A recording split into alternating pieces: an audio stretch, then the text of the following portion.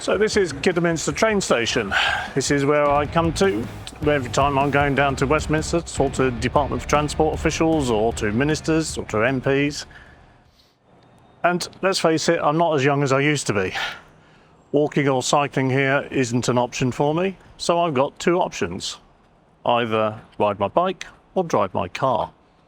Now, if you look at the website for the parking at this particular station, what it says is that on a motorcycle, you can park in any one of the 3 designated motorcycle parking bays. Of course, the difficulty with this is there aren't any. Now, if I was to park in one of the car parking bays, I would then have to pay the full rate for a car parking space, despite the fact that there's no secure rails and no security to speak of. Now, to be fair, the website does say that I can, if I choose, park my motorcycle in the cycle parking area.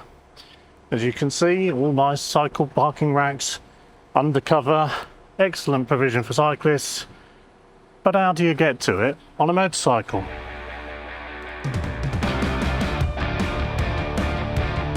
Kidderminster Station was redeveloped a few years ago at a cost of £4.3 million. I got involved in the consultation where they were asking for people's opinion on what would help in terms of the parking. And guess what? I asked for secure motorcycle parking to be provided. So £4.3 million later, what did I get for my efforts?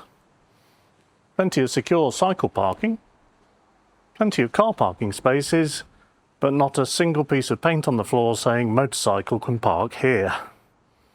But this isn't a video just about my particular train station. This is a problem that is shown here, demonstrated here, but it is a problem that is a national problem. So in April this year, the government published its Integrated National Transport Strategy. That strategy, running to over 90 pages, mentions motorcycles 6 times. But those are not substantive mentions. They mention us in passing. But there's no firm commitment to deliver for motorcycling, there's no funding stream, there's nothing that really provides anything for motorcycling. Now, the DFT did publish an analysis of the consultation responses. Now, motorcyclists were specifically asked to respond to the consultation. They actually asked for the opinions of motorcycle riders and moped riders. And they did reply in their thousands, and we know this for a fact because of the DFT's analysis of the responses. And the analysis shows you what motorcyclists were asking for.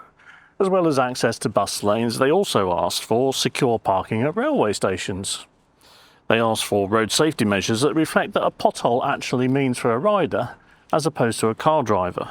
They asked for explicit recognition of motorcycling within transport policy. So all the asks were there, but nothing got delivered. Now, you may hear people saying that the transport strategy, the Integrated National Transport Strategy, was a starting place for motorcycling. But the starting place implies that there's a direction of travel, that there's somewhere to go, that there's some kind of commitment for something to improve in the future. The reality is that in 90 pages of transport strategy, we got 6 passing mentions that delivered nothing. Now, that to me doesn't sound like a starting place. I would say it's a bit of a blank sheet. In fact, no, I wouldn't even say it's that. I would say it's a gate with a bloody big padlock on it. Now, the strategy was called the Integrated National Transport Strategy. The whole point of it was to integrate transport modes, so that at places like railway stations, you could actually turn up on your motorcycle and jump on the train. The reality is, it delivered absolutely nothing. No policy, no commitment, no named actions. Now, the government's own stated position on motorcycling, which came out in the bus lane consultation response, was that the government has no plans to encourage the uptake of motorcycling. And this transport strategy certainly did nothing to change that fact. Motorcycling does need to be included in transport policy, but this policy certainly didn't deliver. Now, I've done a full blog post explaining what motorcyclists asked for in their consultation responses and what they actually got delivered in the strategy document. The reality is we got nothing at all. And this station here is a perfect proof of what goes on in the real world where it really matters. If you want to jump on your motorcycle to ride to the local train station to get an onward train to London or wherever else, you can't park your motorcycle. That's not integrated transport, is it? What riders need is a policy that genuinely includes us. And this integrated national transport strategy wasn't it.